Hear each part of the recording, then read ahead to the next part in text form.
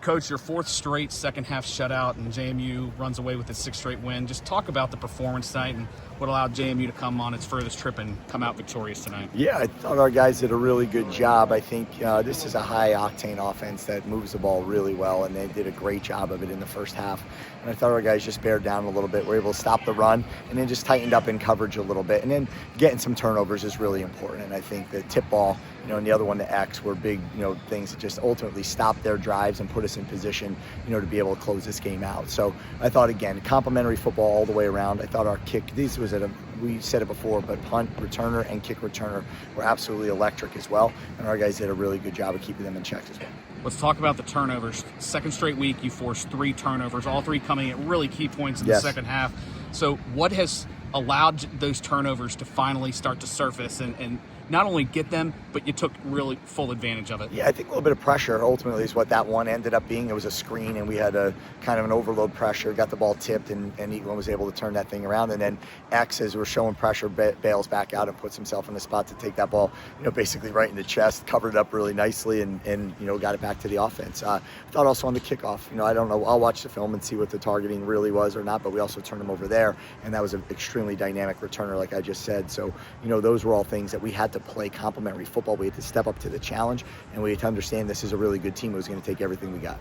Earlier this week, G.J. Kinney talked about needing to play a near-perfect game to beat JMU, but those turnovers, just talk about not just, they were making really big plays, but you really were able to flip the script, and you made those dynamic plays. Just talk about the importance of being on the road and being able to come through in those high-pressure situations, playing really a high-octane offense. Yeah, I think that's exactly it, right? When they're still in this game at one point in time, and then we turn them over. There's still the shot that they're in it, and then we turn them over again.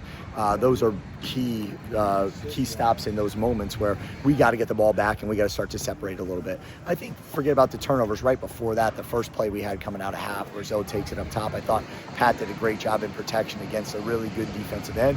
Zoe stood in the pocket and made the play that he needed to make, and that, that's a big deal coming out of the half.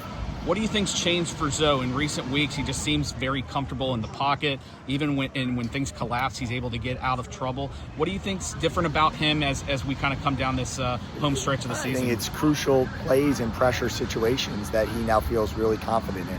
He's trusting his legs. He's pulling the ball down and going. And I think those are all things that, we're able to use him in a +1 run game, and then he also can deliver as he needs to through the air. He sees the game really cleanly, and I think the more opportunity he has out there, the more reps that he's logging in, again, crucial moments in, this type of atmosphere, just really speaks volumes of the confidence he now has in himself, and he'll just continue to grow. And I think it probably helps that you mentioned complementary football.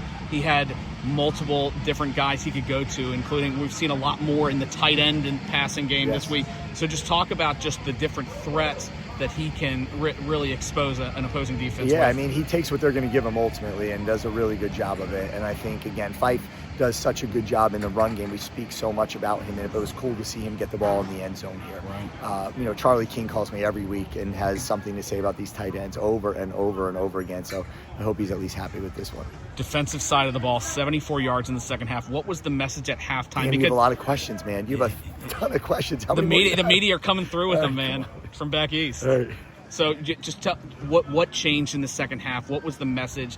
And then obviously this is the second straight week you've really shut them down. The turnovers is what changed. Us being able to be in position to get those turnovers was crucially important. But again, we were able to catch up to their speed, understand what it is. They just had momentum and were playing with such great tempo that we were playing catch up a little bit. And I thought we were able to just slow it. It felt a lot slower when you go make a couple adjustments in halftime and you come out and just play a different brand of football because you're used to that speed now. You have a general idea of what they're doing. And I think it does take a minute to settle down. Enjoy this one tonight, Coach, but we'll get ready for Marshall next. Yes, we will. Go Dukes.